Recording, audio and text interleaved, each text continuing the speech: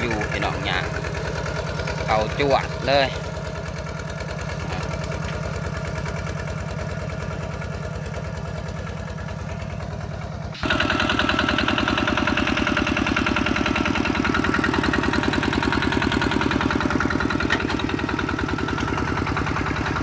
นาดเลยพี่น้อง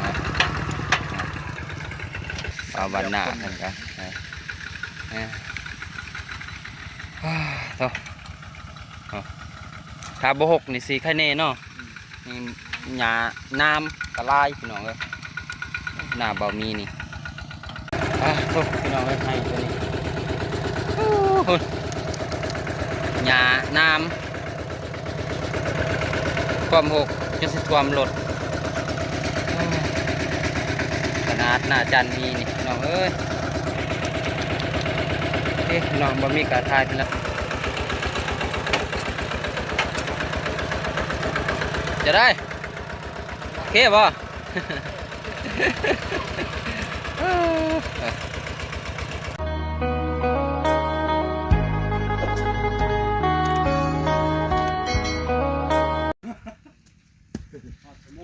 ป้าโทษพี่น้องเอ้ยเปิดภาพมาทีหน้าเบามีเพิ่นพี่น้องมื้อนี้เบามีกะช่วงนี้ว่าได้เข้าไปอัปเดตบ้านน้องพินเลยพี่น้องเอ้ยกะขอโทษขออภัยหลายๆเด้อพี่น้องเด้อช่วงนี้กะค่าเวียกเนาะพี่น้องเนาะแต่ว่าเอาแห้งกันพี่น้องเอ้ยไถนานี่แหละหลังจากไถนาเบามีแล้วกะเข้ามาของเข้าต่อเนาะพี่น้องเนาะพี่แหละสภาพหน้าจากแมนหน้าจากบ่อแหละพี่น้องเอ้ยนี่มากับทีมงานพี่น้องบ่าวบันหน้ากับบ่าวมีเพิ่นนี่แหละหาเจ้าของหน้าเพิ่นก่อนสบายดีเด้อบ่าวบันหน้าสบายดีบ่าวมีเป็นจังได้มามือแรกหน้าบ่าวมีนี่ฮะพอไทยพอไทยได้นี่พี่น้องเอ้ยไปยังไปใส่รถพุ่นละพี่น้องโธ่บ่าวบันหน้าให้บ่าวมีบ่าวมิกนี่ก็เกิดบ่ได้ใส่พี่น้องเอ้ยมูจักน้ำจักอีสังพุ่นโธ่หน้าบ่าวมีนี่อันตรายเลยนี่เกิดก็บ่ได้ใส่พี่น้องเอ้ยใส่ตีนเป่าเลยไถนานี่ก็ บ่ได้เข่าเนาะพี่น้องเนาะไปหาทางบ้านน้องพินบ่ได้ไปกับทีมงานกะลายมือแล้วพี่น้องเอ้ยกะขอโทษขออภัยหลายๆเด้อพี่น้องเด้อเนื่องจากว่าช่วงนี้บ่มีค่าเวียกพี่น้องเอ้ยคุมเวียกนั่นแหละมืออื่นน่าจะแล้วพี่น้องจังสีได้ไปถ่ายคลิปแต่ว่าบ้านน้องพินกะสำเร็จแล้วพี่น้องเอ้ยเบิ่งจากทีมงานไปนะ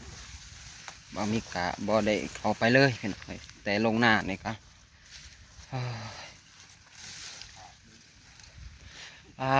โธ่หน้าเมนหน้าอยู่บ้านนี่เนาะโอ้น้ำตัวนี้แหละพี่น้องเอ้ยเจ็บไปเลยเหยียบนี่ให้เกิดกับบริไซโอ้โธ่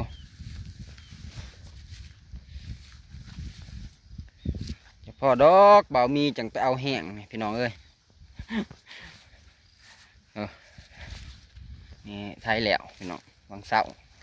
ไทยวังเสาโธ่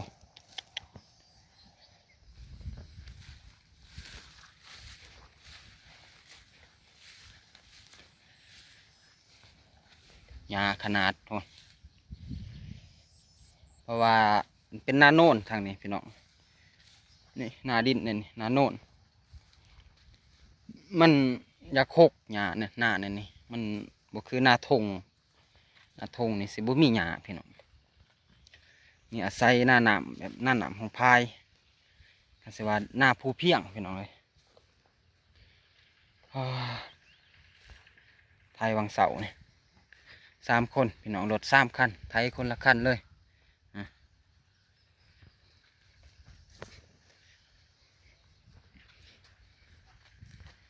บ่ทันมีน้ำเพราะว่าน้ำพาย อาศัยน้ำหวยบ่ทันขึ้นพี่น้องตอนโธ่โธ่โอ้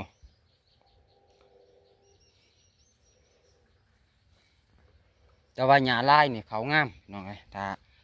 เราดูดำเลยน้ำมาเนาะอ่านี่แหละยางมาหอดบอลรถเลยโอ้ยคักหน้าจานมีนี่เบามีพี่น้องเอ้ย เบาบานหน้าจน จะหันรถเมื่อ บ่มีมาเห็นก็มันมีแต่หญ้าน้ำพี่น้องเอ้ยหญ้าน้ำอันนี้โอ้เกาะตีนเจ็บอีหลีโธ่ชีวิตพี่น้องเอ้ยเขตลาวใต้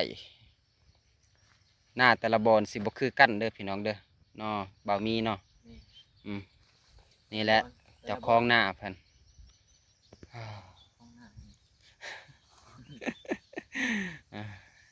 นี่แต่แก้มลงเลยเนาะโธ่พี่น้องเอ้ยถือว่าไทยมาหอดขันทึ่งแล้วพี่น้องตอนนี้สวิตพุ่นแหละต่อแต่ลุมขึ้นมาหญ้าพิลึกเบิ่งไทยบ่าวบันหน้าจะได้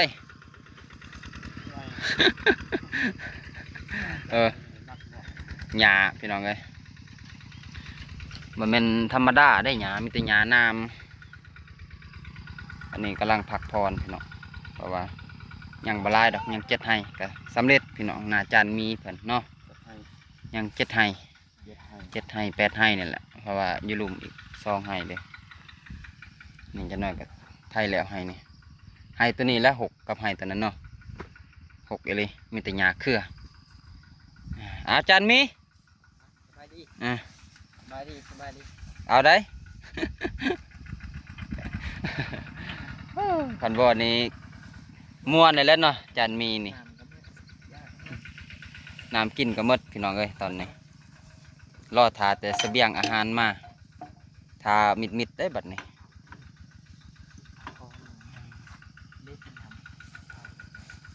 ดีแต่ว่ามันบ่ปานไทยพี่น้องหญ้าหกอยู่แต่บ่ปานไทยอันนั้นแน่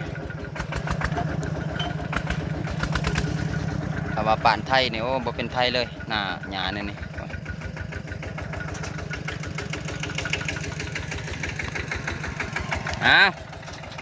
เฮ็ดเวียกต่อสำเร็จมื้อนี้พี่น้องจานมีฮะ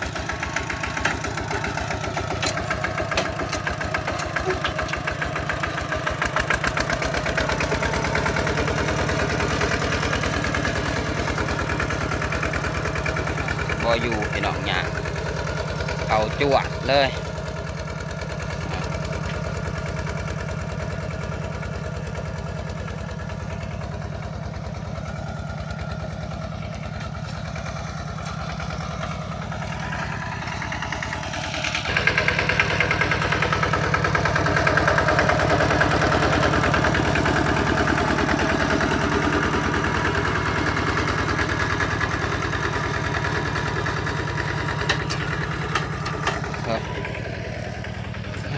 ก็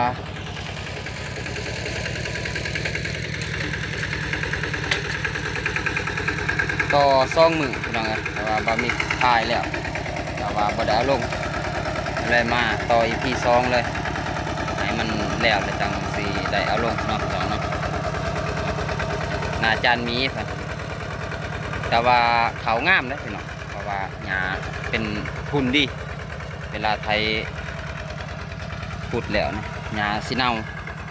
เขากับสีงามแน่น้อยนึงหญ้าเนี่ยจนระบบสัมพอเขาแหละความหก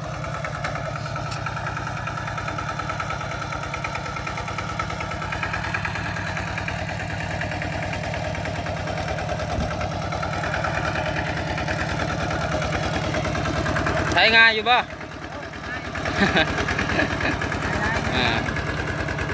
นี่ว่าบ่หกพี่น้องนี่ว่านี่ว่า6พี่น้องถ้าว่าบ่6เนี่ยแห่งสิไทยมวนกว่านี้แน่ก ก็บ่ได้ไปถ่ายคลิปหลายมือแล้วพี่น้องเอ้ย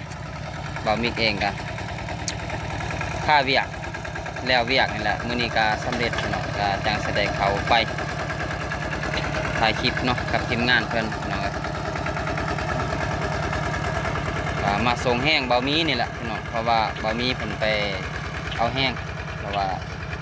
บ่ได้จ้างเนาะพี่น้องเนาะเพราะว่ามีแต่เอาแห้งกันไถนาบ่าวมิกแล้วก็เขาหน้าบ่าวมีเขาหน้าบ่าวบ้านหน้า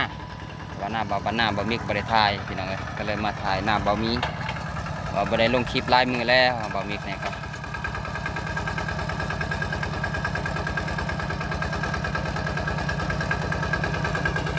เป็นจังไดก็อย่าลืม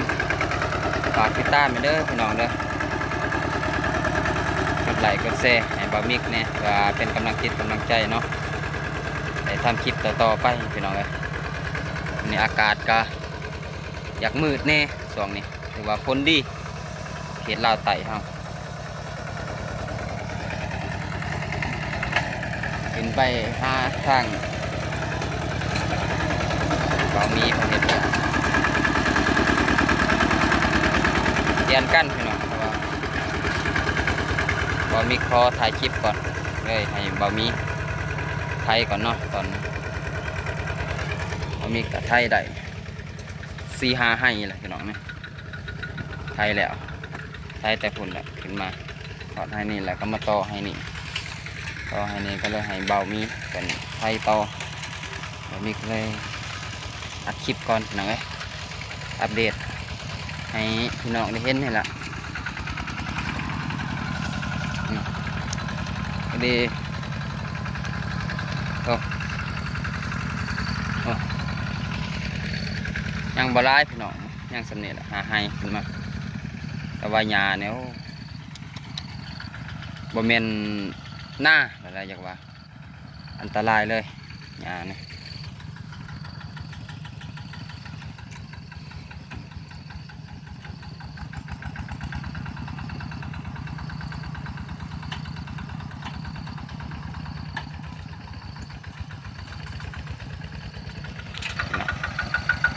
เป็น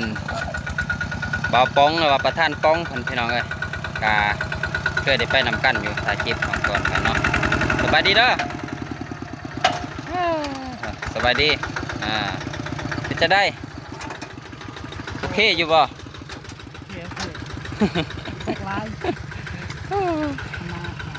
หน้าเบามีไป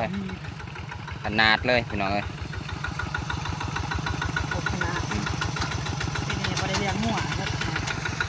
มันบ่ได้เลี้ยงงัวปีนี้แต่ละปีเนี่ยเพิ่นเลี้ยงงัวแต่บ่มีหญ้านั่นนี่มีหญ้า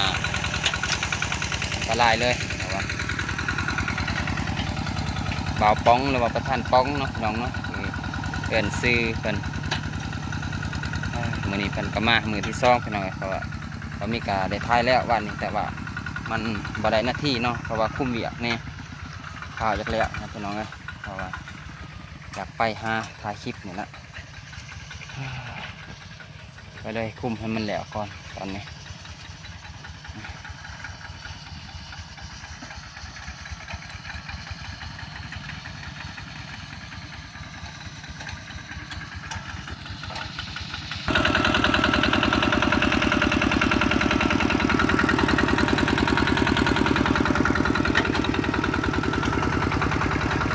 นาดเลยพี่น้องเอ้ย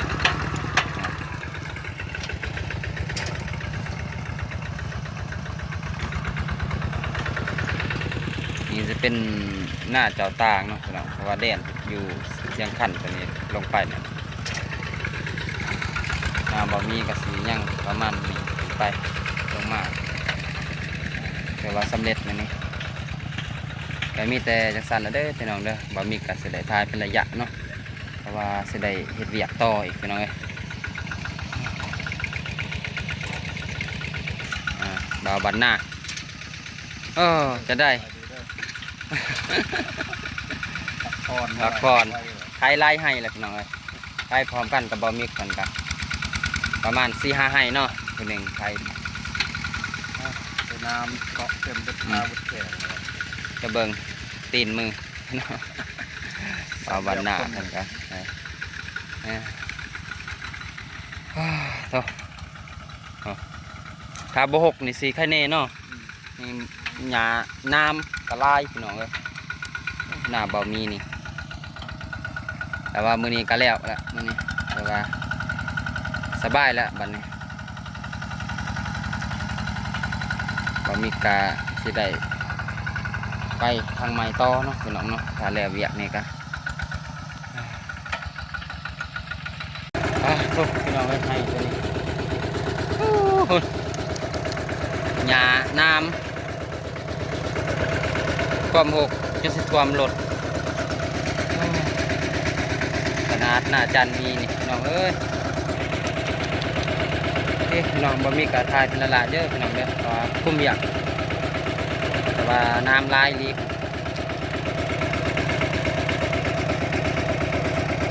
พอดีแล้วให้ตัวนี้พี่น้องเลยต้นคนละทีมงานบ่าวบ้านหน้าครับบ่มีใครให้กระลังแล้ววันความหกไทยคันหน้ากับยาฆ่าท่วมตะหัวจะสุบเห็นคันหน้าไทยกันโอ้โทษพี่น้องเลยเปลี่ยนกันพี่น้องตอนนี้ก็ให้บ่าวบ้านหน้าตอนนี้เป็นไฮสุดท้ายแล้วพี่น้องเลย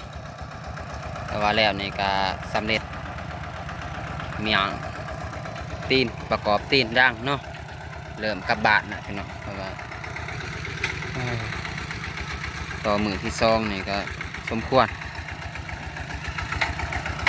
หยาขันมิดตัวหัว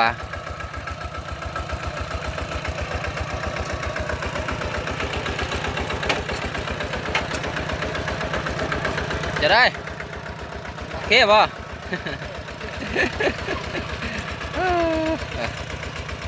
ตอนนี้เป็นกล้องเครื่องประจุดเป็นมันสิแค่นี้มาเบิ่งยาขันเยาวรถนี่บามิกจนว่ามืออันนั้นมืดพี่น้องเลยเพราะว่าหยาน้ำอันนี้นี่มันสิเกาะมือเวลาเอียวรถเพราะว่าคันหน้ามันสูงหยาขันกับหกอันตรายเลยนาจันนี้แล้วนี่ก็มาตีนรถกลับแล้วพี่น้องเอ้ยหนักหน่วงเรียกว่าแล้วเรียกแล้วบัดนี้เรียกว่าว่างแล้วมีแต่รอทาแต่คนและบะมิกะรอทาแต่มือดำแล้วจึงจะได้ลงเบียกต่ออีกพี่น้องมีแต่ ผักพรก่อนแล้วไทยนี่ก็ยังด้นเติบบะมิกก็แสดงลงดำเพราะว่ากาอาวานได้พอท่านด้นพี่น้องประมาณ20 ปลายวันแล้วจังดำได้หญ้าขันหญ้าในหกพี่น้องแต่ว่าเวลาไทยแหละก็คือว่าแป้นเนี่ยว่าดินมันสิปีเนี่ยนิดนึงแต่ว่าบ่ปีเนี่ยโอ้บ่เป็นตาเลยมีจักรสันแล้วพี่น้องเอ้ยจะสิรอทาประกอบตีนรถแล้วนี่ก็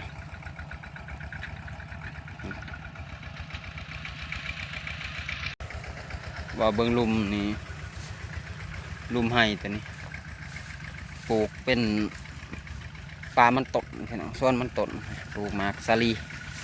ปลูกกินนี่แหละสาลีกินพี่น้องเลยโถถือว่างามเติบเด้อสาลีเพิ่นก็มันก็งามเลาะเบิ่งกาเป็นตาสะออนหมากสาลีหรือว่าหมากกระโปดลาวเขาเอิ้นพี่น้องเลยความจีหมากจีดอกส่วนมันก็งามเลย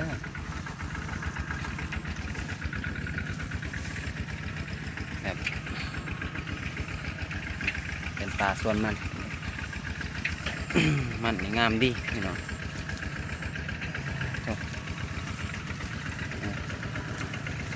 คือว่าบ่เสียดินปลูกเนี่ยนี่มันก็ได้สาลีก็ได้กินพี่น้องเลยว่าเขาสิปลูกสาลีก่อนแล้วจึงมาปลูกมัน คาร์บอนนี่มันสิยับบ่ได้กิน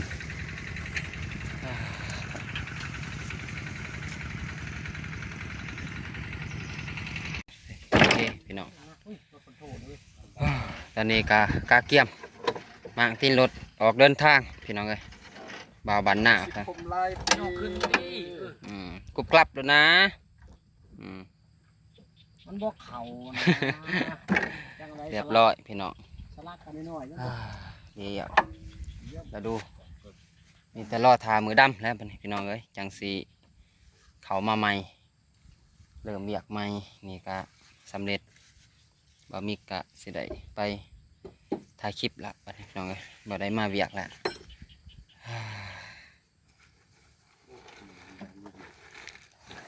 เมื่อยบ่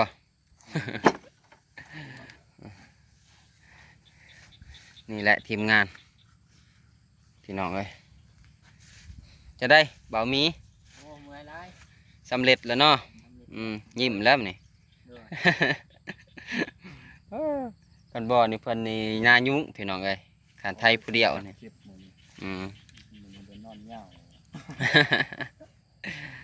ลงขาเป็นลงขดนะ นี่แต่สิกาเกียมออกเมื่อพี่น้องมากแล้วคันหนึ่งแล้วยังอีก2 คันมากกลับบ้านเลยพี่น้องเอ้ย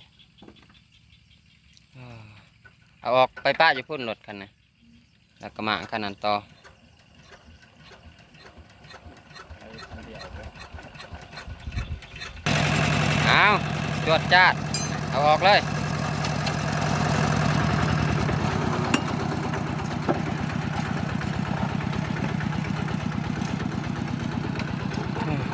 บะหมี่แห้งบไดใส่ตุดเกิบพี่น้องไทยอันตรายเลยน่ะนะตีนบาดหมด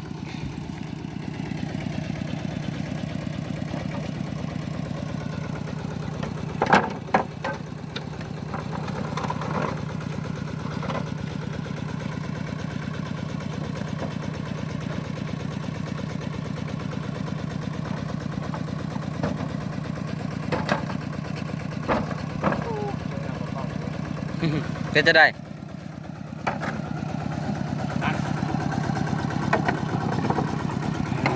เตรียมออกเดินทางเอามีกับแป้งมอกใหม่เห็ดมอกหลากเอารถนี่มอกเก่ามันอันนั้นหมดแล้วพี่น้องเอ้ยแต่พุ่นละแต่สวงเอาไปเอาปูนให้บ้านหนองจันทนาเทหมดมอกเลยเห็ดมอกใหม่นะ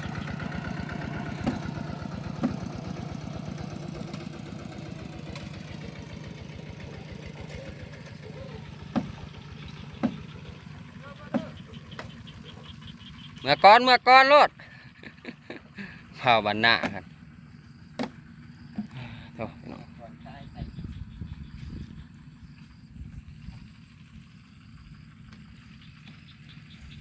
โอเคพี่น้องคลิปนี้บะมิกาสิได้จบคลิปเพียงแต่สำนีก่อนเด้อพี่น้องเด้อก็มีแต่รอลุ้นรอส้มคลิปต่อๆไปพี่น้องเอ้ยก็ขอโทษขออภัยเพราะว่าช่วงนี้บะมิกาบ่ได้ถ่ายคลิปหลายมือแล้วเนาะก็เลยสิมาถ่ายคลิปมือแล้วเวียกเลยพี่น้องเอ้ยโอเคพี่น้องบะมิกาสิได้จบคลิปก่อนเด้อพี่น้องเด้อโถ่เนาะโอเคพี่น้องก็ก่อนอื่นหมดก็กราบขอบใจ FC ทุกท่านแล้วก็ผู้ใหญ่ใจบุญทุกท่านเด้อพี่น้องเด้อที่เขามาติดตามรับชม2บะมิกแต่ต้นคลิปจนจบคลิปเนาะก็ขอให้ FC ทุกท่านหรือผู้ใหญ่ใจบุญเนาะจงมีสุขภาพแข็งแรงปรารถนาสิ่งใดก็ขอให้ได้สิ่งนั้นให้สมดังใจปรารถนาเนาะเงินคำไหลมาเทมาอย่าเจ็บอย่าจนเฮงๆปังๆเด้อสาธุเนาะโอเคพี่น้องสำหรับคลิปนี้บะมิกก็สิขอตัวลาก่อนมีแต่ไว้พบกันคลิปหน้าพี่น้องคลิปนี้ก็สิขอกล่าวคำว่าสบายดีเด้อพี่น้องบ๊ายบาย